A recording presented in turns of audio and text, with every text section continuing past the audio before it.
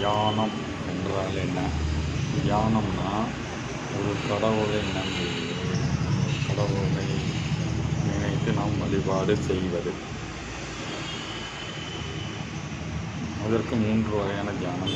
ஒன்று உடற்பயிற்சி தியானம், ரெண்டு யோகாசன தியானம், இன்னொன்று பக்தி தியானம். உடற்பயிற்சி தியானம் சில உடற்பயிற்சி செய்வதற்கு வரும்போது அதை செய்வார்கள். நெற்றியில் ஒளியை நினை, அந்த ஒளி உன்னிடம் பாயும் என்ற மாதிரி சொல்வார்கள். அதாவது கண்ணுக்கு மத்தியில் ஒரு கருப்பொருளை நினைத்து கொண்டு அதை நினைத்து கொண்டு தியானம் செய்ய என்பார்கள். அதற்கு பேர் உடற்பயிற்சி தியானம். 2வது வகையான தியானம் யோகாசனம். இது ஆசனங்கள் செய்வது, யோகாசனம் மூலம் தியானம் செய்வது. இது 2ஆம் பயிற்சி. இது உடலையும் மனதையும் ஒருமைப்படுத்துவது.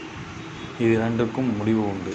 ஆனால் பக்தி தியானம் என்பது அதற்கு தவம் என்று பெயர். இதற்கு முடிவில்லை. இது ஆராய்ச்சியிலே இருக்கிறது.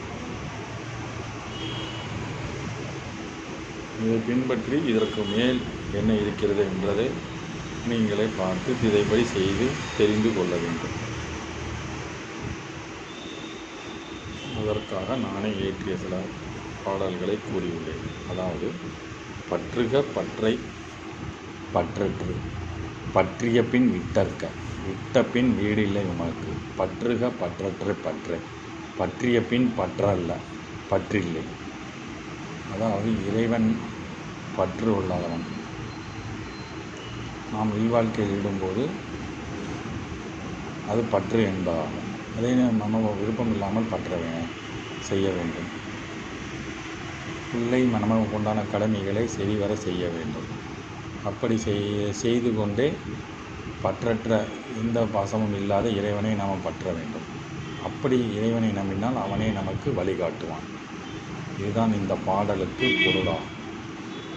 அடுத்த பாடல் என்னவென்றால், அரிது அரிது மானிடராய் பிறப்பதில்லை, அதனினும் கூன் குருடு செவிடின்றி பிறப்பதில்லை, அதிலும் ஞானம் யோகம் கிடைப்பதறி, அதில் முயற்சிப்பது, அதனினும் அரிது அதில் வெற்றி பெறுவது. இது எல்லாருக்கும் செயல். அதாவது மானிடராய் பிறப்பதே ஒரு பெரிய அறிவு. அப்படியே பிறந்தாலும் நம் கூன் குருடு செவிடு நோய் நொடி என்று பிறப்பது மிகவும் அரிது. அப்படியே இருந்தாலும் ஞானம் யோகம் கிடைப்பது அதாவது தியானம் போன்ற யோகங்கள் கிடைப்பது அதிலும் அரிது. அதிலும் அரிதானது அதை முயற்சிப்பது, அதனிலும் அறிவது அதில் வெற்றி பெறுவது. இது 2ஆம் பாடலுக்கு பொருளாகும். 3வது பாடல் என்னவென்றால், முற்பிறப்பில் செய்த புண்ணியமன்றோ இப்பிறப்பில் இறைவன் இருக்கிறான் என்று அறிவாய். முற்பிறப்பில் நாம் செய்த புண்ணியம்தான் இந்த பிறப்பில் இறைவன் இருக்கிறான் என்றதை நம்மால் உணர முடியும். இல்லை என்றால் உணரவே முடியாது. அதாவது 4வது பாடல் என்னவென்றால், இறையருள் வேண்டுமே இறையை தேட, அவனருள் வேண்டுமே அவனை நாட, அவனருள் வேண்டுமே ஞான குரு அமைய, அவனருள் வேண்டுமே அவனே குருவாய் அருண, அவனருள் வேண்டுமே நான் நல்லனாய் இருக்க, அவனருள் வேண்டுமே அவா அறுக்க. நாம் இறைவனை தேடுவதற்கு இறையருள் தேவைப்படுகிறது. அவனை நாடுவதற்கு அவன் அருள் வேண்டி இருக்கிறது. அவன்தான் நமக்கு ஒரு ஞான குருவாய் இருப்பான். அவனே சில சமயம் ஞான குருவாயும் அமைவான். நாம் நல்லவனாக இருப்பதும் அவன் கையில் தான் உள்ளது. பிறப்பறுப்பதற்கும் இறைவனால் தான் முடியும். அவன் அருள் வேண்டுமே அவா இருக்க. இது 4வது பாடல். 5வது பாடல் என்னவென்றால், பகவத்கீதை உள்ளது, இது எல்லாருக்கும் தெரியும். ஏன் அழுகிறாய், எதற்காக அழுகிறாய், ஏன் அழுகிறாய், எதற்காக அழுகிறாய்,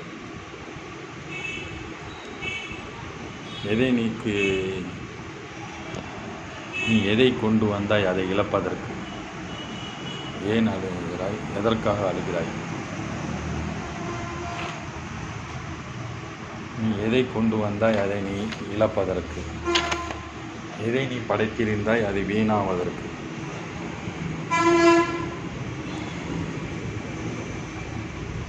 எது நடந்ததோ அது நன்றாகவே நடந்தது, எது நடக்கிறதோ அது நன்றாகவே நடக்கிறது, எது நடக்க இருக்கிறதோ அதுவும் நன்றாகவே நடக்கும்.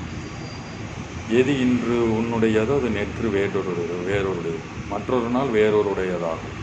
அதாவது இந்த பொருள் உங்கள் சொத்து உங்களுக்கு இந்த பொருள் இப்போது சொந்தமாக இருக்கலாம், நாளை அது வேறொருவருக்கு சொந்தமாகலாம், மற்றொரு நாள் அது வேறொருவருக்கும் சொந்தமாக இருக்கலாம்.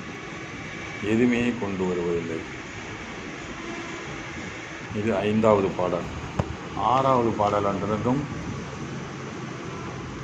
பாடல் என்ன சொல்கிறது? பாவம் நீங்கிய பின் அன்றோ ஞானி ஆவாய். பாவம் நீங்காவிடின் ஞானி என்ற ஞானத்தை எஞ்ஞானம் பெறுவாய். நம்முடைய பாவங்கள் பெற்ற பிறகுதான் ஞானி என்ற ஒரு வார்த்தையை நம்மால் உணர முடியும். பாவம் நீங்காவிடில் ஞானம் என்ற வார்த்தை நம்மால் பெற முடியாது. அடுத்தது 7வது பாடல். உள்தீபம் ஏற்ற அகத்தீபம் முறையன்றோ, உன் அகத்தீபம் ஏற்ற புறதீபம் முறையன்றோ. அதாவது இதில் என்ன சொல்லி, உன் உள்தீபம் ஏற்ற அகத்தீபம் முறையன்றோ, உன் அகத்தீபம் ஏற்ற புறத்தீபம் முறையன்றோ. உள்தீபம் என்றால் குண்டலினியா சூட்சம வடிவத்தில் உள்ள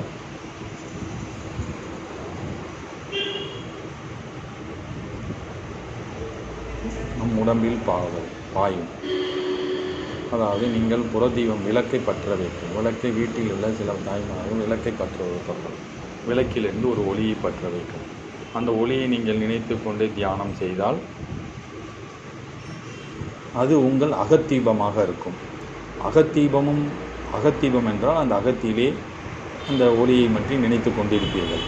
அந்த அகத்தீபமுக்காக காண நம் உடம்பிலே ஒரு உள்தீபம் வரும். உள்தீபம் என்றால் வெளியிலிருந்து வரும். இதற்கு பெயர் தான் துரிய நிலை. குண்டலினி எழும்பி உள்தீபம் வருவதற்கு இதற்கு துரிய நிலை என்று. இந்த நிலை வருவதற்கு சில காலங்கள் ஆகும்.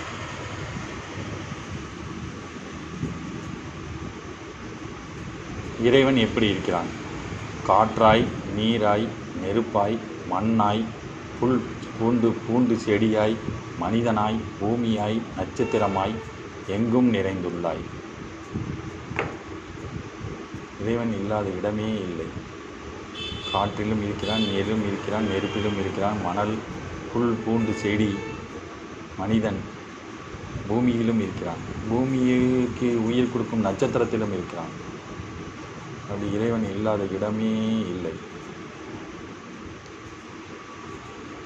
10வது பாடல் என்னவென்றால், எங்கும் நிறைந்திருந்தும் நான் நின்னை துதிபாடுவது புலப்படவில்லையோ. நான் உன் அடி சரண் புகுந்தேன். நீ என்னை ஏற்றிடும் நாள் என்னாலோ, அந்நாளே என் வாழின் பொன்னாள். இந்நாள் எந்நாள் என்று நீ அறிவாய் என்றோ. இறைவன் எங்கும் இருந்திருந்தாலும் நாம் பாடும் பாடல்கள் அவனுக்கு கால்களுக்கு எட்டால் புலப்படாமல் போகும். அவன் சரணாகதி அடையும் நேரத்தில் அவனை சரணாகதி அடைய வேண்டும். அவன் எப்போது நம்மளை ஏற்றுக்கொள்வான் என்று தெரியாது. அவன் எப்போது நம்மளை ஏற்றுக்கொள்வானோ அந்நாளே நம் வாழ்வின் பொன்னாளாகும். தாயாய், தந்தையாய், குருவாய் எனக்கு அமைந்தனையோ, இருப்பின் நான் புலம்புவது நின் செவியில் எட்டவில்லை என்றோ. எங்கே ஒளிந்து கொண்டாய்? நாம் இந்த பூமியில் வருவதற்கு முன்பே தாயாய், தந்தையாய், குருவாய் அமைந்திருப்பான். இருந்தும் நாம் புலம்போது அவன் செவிகளுக்கு எட்டவில்லையே. எங்கே ஒளிந்திருக்கிறான்? சொல்ல வேண்டும்.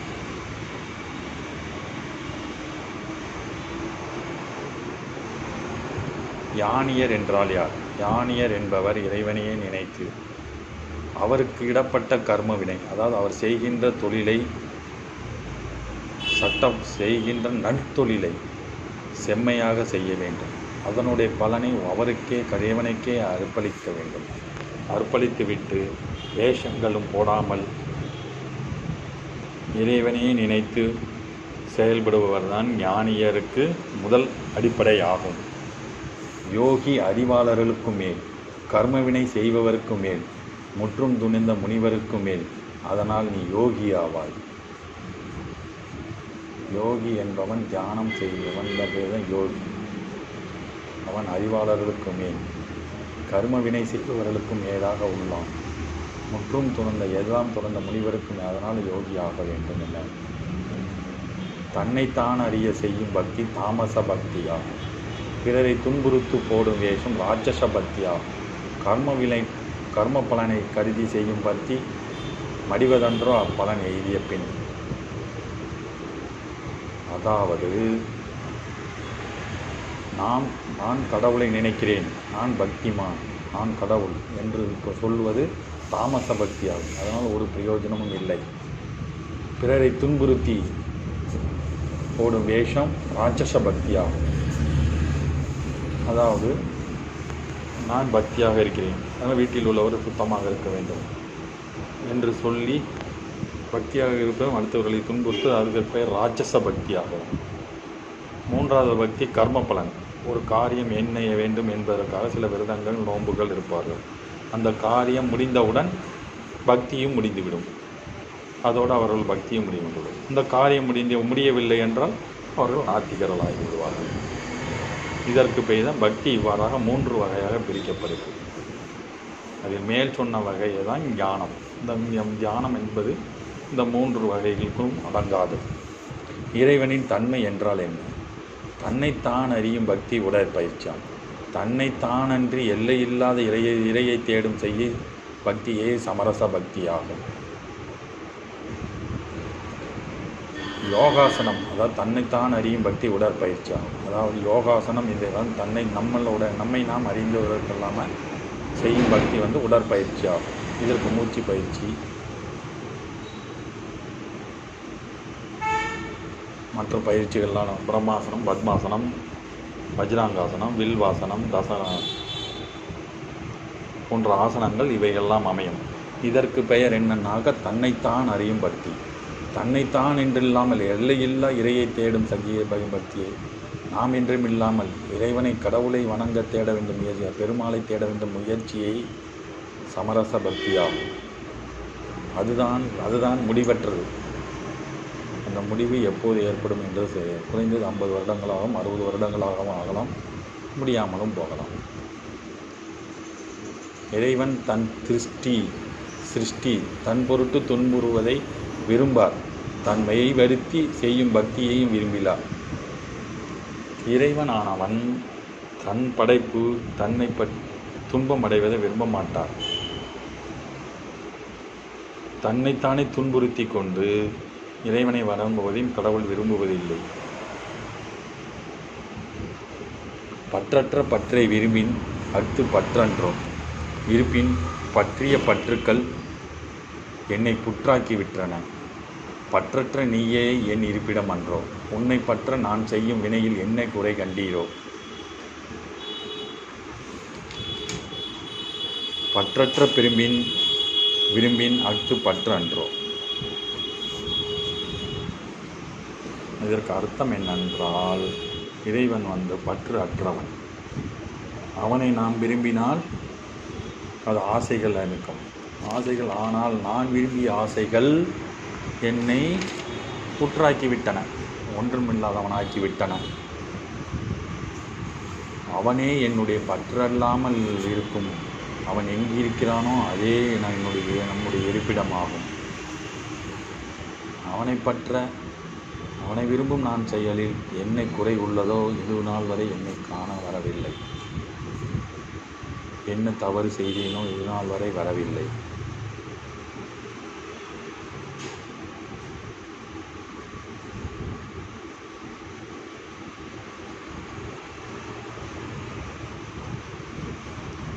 இதற்கு படிக்கட்டுகள், இதெல்லாம் தியானத்தின் ஆரம்ப மொழிகள். இதற்கு படிக்கட்டுகள் என்று ஒன்று உண்டு. படிக்கட்டுகள் என்ன என்றால், முதலில் அதிகாலையில் எழுந்து பிரம்ம முகூர்த்த நேரத்தில் எழுந்து குளித்து காலைக்கடன்களை முடித்து வீட்டில் பூஜை செய்ய வேண்டும். இதில் முதல் இது. இரண்டாவது என்னவென்றால், முறையான உணவை உண்ண வேண்டும். புளிப்பு, துவர்ப்பு, போன்ற அதிகசப்பு உணர்வை நாம் தவிர்த்திட வேண்டும். உணர்ச்சிகளை தூண்டக்கூடிய உணவுகளையும் தவிர்த்து விட வேண்டும். சூடான உடம்பு எப்போதும் நாம் சூடான உணவையே உண்ண வேண்டும். நம் உடலுக்கு என்ன தேவையோ அதைத்தான் உண்ண வேண்டும். மிகுதியான தேவைக்கு அதிகமாக உணவு கிடைக்கிறது என்று தேவைக்கு அதிகமாக உணவை உண்ணக்கூடாது. அது நம் உடலை வருத்திடும். உன்னுடைய உடலுக்கு நின் உடலுக்கு தீங்கு செய்யும் உணர்வை தவிர்த்திடுவீர். வாய்க்கு சுவை என்றும் உடலுக்கு தீங்கென்றும் உணவை தவிர்த்திடுவீர். உங்களுடைய உடம்புக்கு தீங்கு விளைவிக்கக்கூடிய உணவுகளான புகை, மது போன்றவற்றை தவிர்த்திட வேண்டும்.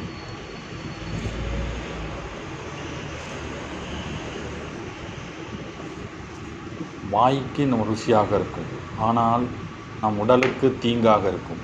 அந்த உணவையும் தவிர்த்திட வேண்டும். கனிகள் உண்டால் நன்றே. இறைச்சி உணவை தவிர்த்திடுவீர். நின் உடலுக்கு ஏற்ற உணவை உட்கொள்ளுதல் முறையே. கனிகள், காய்கனிகள், அரிசி என்ற சைவ உணவுகளை உண்ண வேண்டும். மாமிசம் போன்ற உணவுகளை தவிர்த்திட வேண்டும். உங்களுடைய உடலுக்கு ஏற்ற உணவை உட்கொள்ளுதல் வேண்டும். ஒவ்வொரு உடலுக்கும் ஒவ்வொரு உணவு தேவைப்படும். அதற்கு தகுந்த மாதிரி உணவையே உட்கொள்ள வேண்டும்.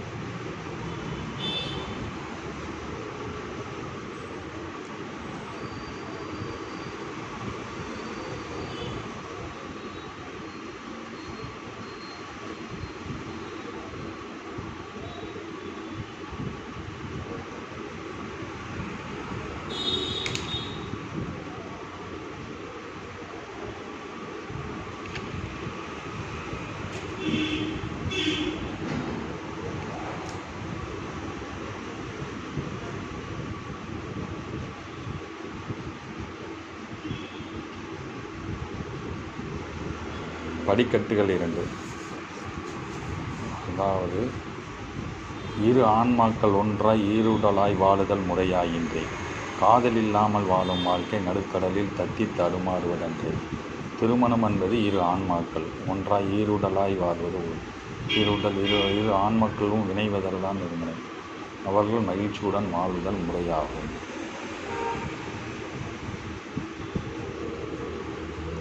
ஞானம் பூட்டை திறக்க யோகம் வேண்டுமே. திறந்த பின் அழுக்காராமை செய்ய வேண்டுமே. நம் இறைவனுக்கெல்லாம் ஞானத்தை அறிய ஒரு பூட்டை வைத்திருக்கின்றான். அந்த பூட்டை திறக்க வேண்டால் யோகம் என்ற தியானம் என்ற செயலை கொண்டு அந்த பூட்டை திறக்க வேண்டும்.